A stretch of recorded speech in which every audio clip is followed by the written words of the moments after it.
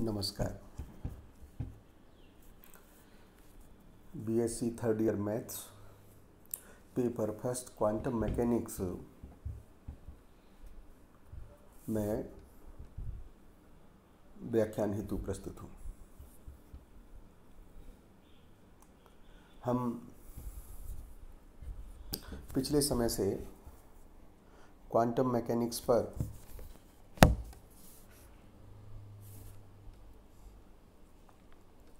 अध्ययन कर रहे हैं और हमारे इस अध्ययन में जो प्रथम इकाई है उसका द्वितीय अध्याय को हमने पूरा किया है। विषय कुछ इस तरीके का है ये क्वांटम मैकेनिक्स। जब आप इसका बराबर अभ्यास करेंगे तो निश्चित रूप से जो आपका लर्निंग लेवल है वो बहुत बढ़ेगा और आपको इस विषय में बहुत रोचकता पैदा होगी। आज हम जो टॉपिक ले रहे हैं वह टॉपिक है fundamental postulates of quantum mechanics. Fundamental postulates of quantum mechanics, और ध्यान रहे मैं यहाँ पर जो शब्द यूज कर रहा हूँ वो है पोस्टुलेट्स। इसका अर्थ हुआ कि ये कुछ ऐसे बिंदु हैं जिनको हमें समझना है और फिजिक्स की ये आधुनिक ब्रांच जिसे हम क्वांटम यांत्रिकी कह रहे हैं उन बिंदुओं के ऊपर आधारित है। अर्थात क्वांटम मैकेनिक्स की रचना उन बिंदुओं को हमेशा संतुष्ट करके ही संभव है, क्योंकि ये पोस्टुलेट्स हैं और इस कारण से हमें इन बिंदुओं को हमेशा संतुष्ट करना है। क्वांटम यांत्रिकी में कुछ फंडामेंटल पोस्टुलेट्स हैं जिनके आधार पर हम निष्कर्ष निकाल सकते हैं और जो निष्कर्ष निकाले गए हैं उनका सत्यापन एक्सपेरिमेंटल रिजल्ट पर भी किया गया, सही पाया गया। इनके जो पोस्टुलेट्स हैं वो कुछ इस प्रकार से हैं। वेव फंक्शन हम क्वांटम मैकेनिक्स में प्रत्येक सिस्टम को एक वेव फंक्शन के द्वारा दर्शाएंगे और हम जानते हैं कि तरंग फलन से जुड़ी हुई जो पद है वह प्रोबेबिलिटी डेंसिटी है। कण को किसी जगह पाए जाने की जो प्रायिकता होती है वह प्रोबेबिलिटी डेंसिटी होती है और प्रोबेबिलिटी डेंसिटी का मान magnitude of psi R T square होता है। हम कह रहे हैं प्रत्येक सिस्टम के लिए एक तरंग फलन होता है जो सिस्टम के लक्षणों का निर्धारण करेगा और जिससे ज्ञात किया जा सकता है। सारी संभव सूचनाएं इस फलन में होंगी। इस वेव फंक्शन के कुछ गुणधर्म हैं। यह सिंगल वैल्यूड होगा, फाइनाइट होगा और यह वेव फंक्शन और इसका फर्स्ट डेरिवेटिव भी कंटिन्यूअस होगा। वेव फंक्शन कॉम्प्लेक्स है तो इसमें रियल और इमेजिनरी पार्ट संभव हो सकते हैं और इसी वेव फंक्शन के आधार पर हम प्रोबेबिलिटी डेंसिटी को एक्सप्लेन करते हैं। यदि किसी भौतिक निकाय के समूह में एक अवस्था के विभिन्न फलन संबद्ध हों तब इनका रेखीय जो संयोजन होता है, लीनियर कॉम्बिनेशन है, वह भी एक अवस्था फलन होता है। मान लीजिएगा एक संगत फलन साई 1 है, दूसरा संगत फलन साई 2 है, तो उस निकाय के संगत जो वेव फंक्शन होगा वह वेव फंक्शन उनका लीनियर कॉम्बिनेशन अर्थात साई इक्वल्स टू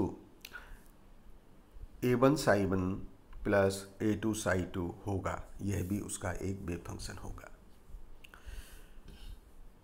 जिस प्रकार के ऑब्जर्वेबल डायनामिकल वेरिएबल है, उदाहरण के लिए energy, position, momentum, quantum mechanics में हर एक के लिए एक ऑपरेटर का मान होगा और ख़ास बात यह है कि ऐसे ऑब्जर्वेबल डायनामिकल वेरिएबल के लिए जो ऑपरेटर होता है वह हर्मिशियन ऑपरेटर होता है। हर्मिशियन ऑपरेटर की जो प्रॉपर्टीज़ हैं वो आपको 3 दिन पहले समझाई गई हैं। तो क्वांटम मैकेनिक्स में जितना भी डायनामिकल वेरिएबल का ऑपरेटर होगा वह हर्मिशियन ऑपरेटर होगा, अर्थात हर्मिशियन ऑपरेटर की उसे पालना करनी है। इसमें आइगन वैल्यू इक्वेशन का मान निर्धारित किया जाएगा। आइगन वैल्यू इक्वेशन हम हमेशा लिखेंगे। जो भी मापन योग्य राशि है और जो आइगन वैल्यू प्राप्त की जा सकती हैं उन भौतिक राशि का निरूपण करने वाले ऑपरेटर के आइगन मान होते हैं। उदाहरण के लिए मान लीजिए ए ऑपरेटर है, तो a operator psi is equals to alpha Sai.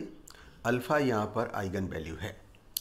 Eigen values के जो मान हैं उनके संगत वेव फंक्शन के मान भी होंगे, वो सभी आइगन फलन कहलाते हैं। और आइगन वैल्यू इक्वेशन होगी a operator psi N is equals to A N psi n. हमने जो वेव फंक्शंस हैं उन पर ऑर्थोगोनल और नॉर्मलाइजेशन की कंडीशन भी हर्मिशियन ऑपरेटर में बतलाई थी, और उस कंडीशन को हमने क्रॉनिकल डेल्टा के फंक्शन में भी लिखा था। तो मान लीजिए एक फलनों का समुच्चय है जो eigen value A operator psi N is equals to A N psi N है। तो इस केस में जो भी वेव फंक्शंस हैं जिनका भी समुच्चय बन रहा है वो सभी वेव फंक्शन एक ऑर्थोगोनल वेव फंक्शन होंगे, अर्थात integral psi M star psi N D Q R. Integral के लिए कंडीशन दी गई है एम और एन बराबर नहीं है तो इसका मान 0 होना चाहिए।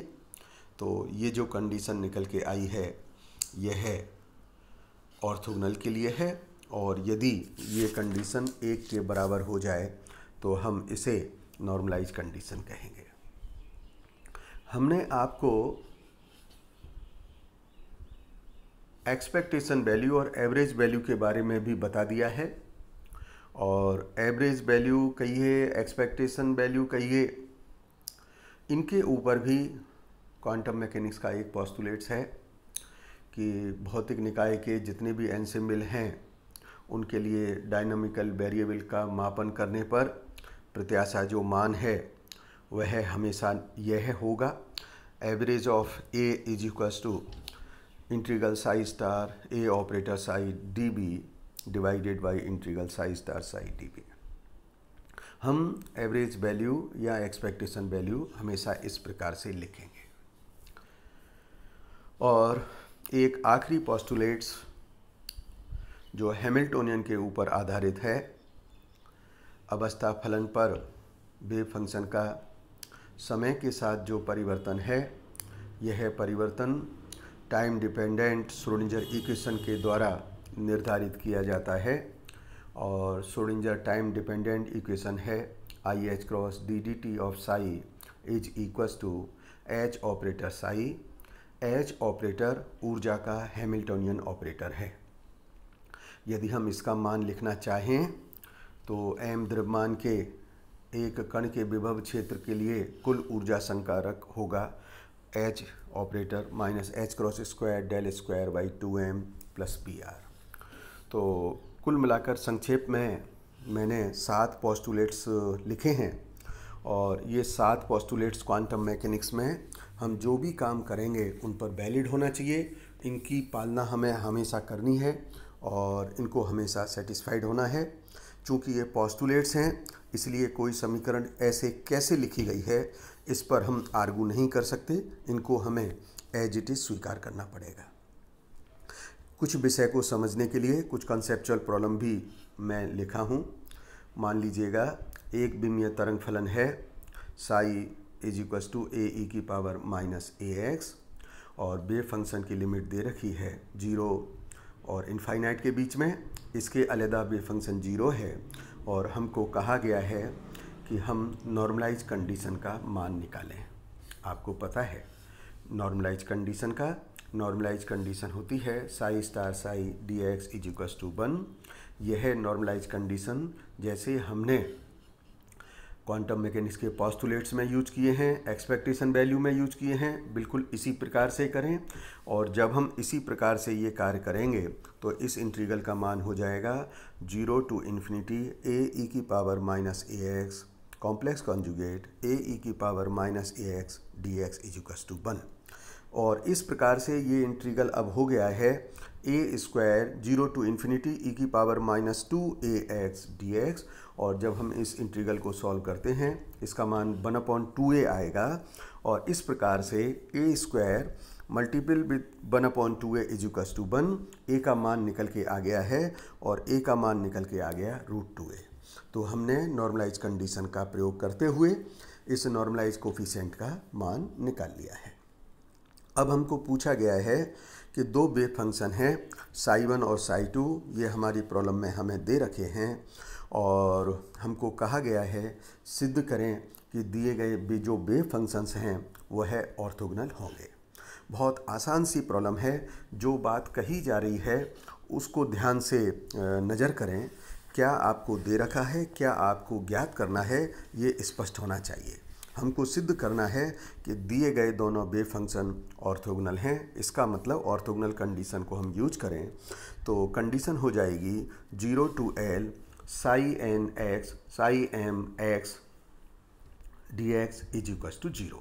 तो दोनों वेव फंक्शन का मान रख दिया। जब हम दोनों वेव फंक्शन का मान रख रहे हैं तो ये आ गया a1a2/2 0 to L sin 2 nπx/L dx।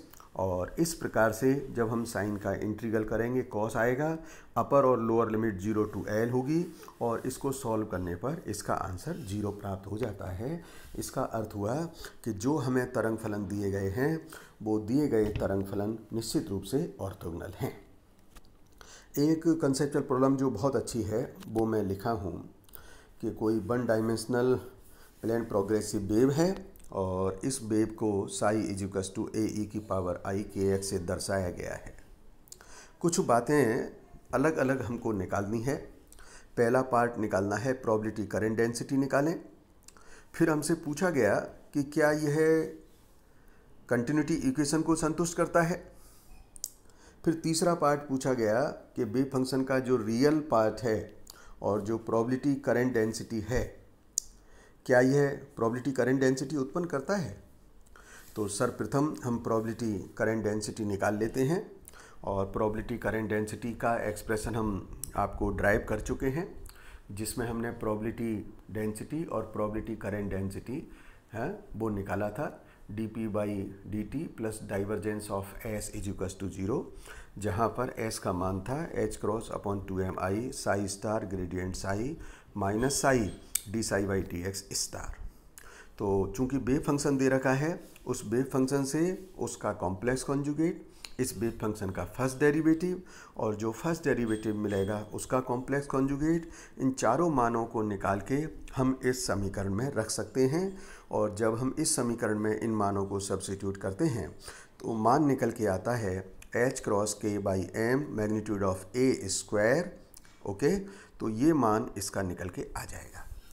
तो हमने प्रोबेबिलिटी करंट डेंसिटी का मान निकाल लिया है, और प्रोबेबिलिटी करंट डेंसिटी का मान जो निकल के आया है वह ये आ गया है। और हम जानते हैं s = va²। क्यों? क्योंकि h×k/m भी होता है, वेलोसिटी होता है, इसलिए एक रिलेशन हमें इस प्रकार का मिल जाता है। दूसरा पार्ट पूछा गया प्रोबेबिलिटी डेंसिटी ψ होती है, अतः s probability current density is equals to p/b। इसका अर्थ हुआ कि यह जो समीकरण है इक्वेशन कंटिन्यूटी इक्वेशन को संतुष्ट करती है। तीसरा पार्ट जो है वो पूछा गया if Sai is real. Sai is real, इसका मतलब रियल और इमेजनरी पार्ट समान है, इट मीन्स ψ और जब हम इसका प्रयोग करते हैं तो प्रोबेबिलिटी करंट डेंसिटी का मान देखिएगा, जो एक्सप्रेशन है उससे 0 हो जाएगा। इसका अर्थ क्या निकलता है कि वास्तविक तरंग फलन से संबद्ध प्रायिकता धारा घनत्व रियल फंक्शन से जो प्रोबेबिलिटी करंट डेंसिटी हमें मिलेगी वह मान हमेशा 0 होगा। इस प्रकार से ये सारा कार्य आज समाप्त होता है, और हमने इसके कई कंसेप्चुअल प्रॉब्लम भी की है। आशा है आपको लर्न किया होगा, आपने समझा होगा। धन्यवाद।